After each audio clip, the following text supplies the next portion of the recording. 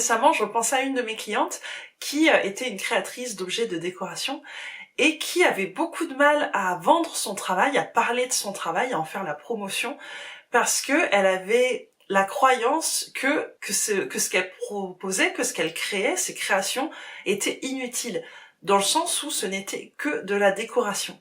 Elle avait cette idée que les gens allaient mettre de l'argent dans des choses vitales, dans de la nourriture, dans de l'eau et de l'électricité, dans des trucs très concrets. Et il y avait une part d'elle qui se disait pourquoi les gens me donneraient de l'argent pour mes créations qui ne servent à rien. Mes créations ne sont pas vitales, c'est juste du plaisir, et pourquoi les gens achèteraient un truc juste pour se faire plaisir. Et c'est de ça dont j'avais envie de parler aujourd'hui. Ce qui m'a fait penser à cette cliente, c'est quand j'ai fait la liste de Noël avec ma fille, et que j'ai vu qu'elle choisissait des choses juste parce que ça lui faisait plaisir, juste parce qu'elle trouvait ça beau. Quand je lui demandais pourquoi t'aimerais avoir ça pour Noël, elle me disait parce que c'est joli. Et c'est ça qui m'a fait repenser à cette cliente et qui m'a donné envie de venir repartager par ici que les gens n'achètent pas que de l'utile. Et de façon générale, même si tu n'es pas créatrice, même si tu n'es pas entrepreneuse, tu peux décorréler le fait que l'argent et le plaisir soient incompatibles. On a le droit d'acheter des choses juste parce que ça nous fait plaisir, juste parce qu'on trouve ça beau, même si ça ne sert à rien. Parce que dire que ça ne sert à rien, ça veut dire que le plaisir, ça veut dire que la beauté, c'est inutile, c'est dispensable.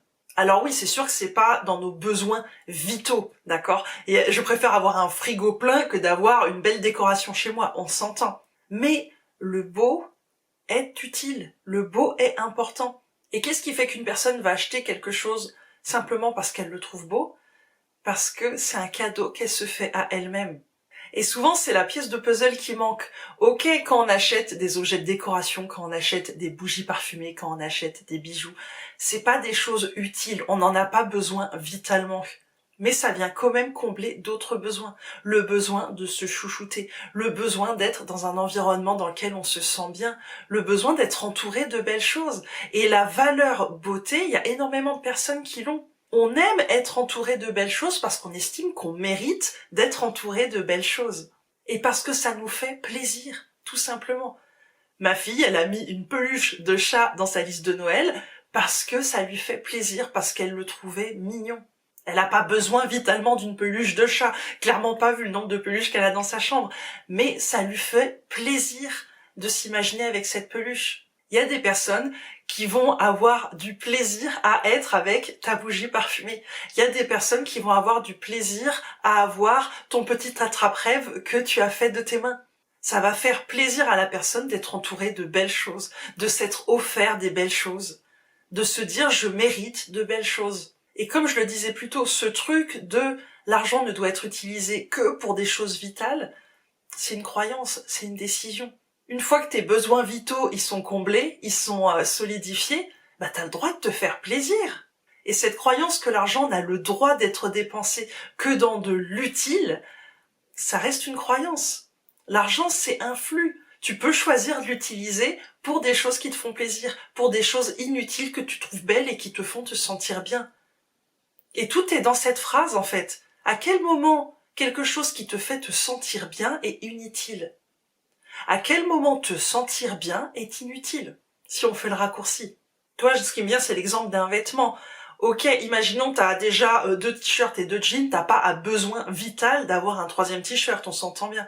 Mais si ce 3e t-shirt, il te fait te sentir tellement bien, quand tu le portes, tu te redresses, tu rayonnes, tu marches droite, tu sens que t'es vachement mieux que dans ton t-shirt de 5 ans, là, qui est tout délavé, qui est tout déformé, où t'as l'impression d'être dans un sac à patates. Ok, il remplit sa fonction de t-shirt, le besoin d'être habillé et d'avoir chaud est rempli, mais tu comprends bien que t'as le droit d'avoir plus que ça. Encore une fois, on a le droit de profiter de belles choses, pour le plaisir de profiter de belles choses. Et donc si t'es créatrice et que tu te dis comment je peux parler de mon travail parce que mon travail les gens ils en ont pas besoin, et connecte-toi à ce plaisir-là, à cette notion de beau, à cette notion de se chouchouter. Personne a besoin vitalement d'une paire de boucles d'oreilles. Mais comment on se sent quand on porte une de tes paires de boucles d'oreilles? Comment on se sent quand on s'offre, avant même de les porter, rien que le processus de s'offrir la création, comment on se sent là-dedans. Particulièrement quand on se tourne vers l'artisanat, c'est qu'on cherche des valeurs qui comptent pour nous. Comment on va se sentir quand on va acheter auprès d'une artisane, auprès d'une créatrice? On va avoir l'impression de se chouchouter soi-même et en plus d'envoyer de l'amour à l'autre personne. C'est toutes ces énergies-là qu'on va venir rechercher.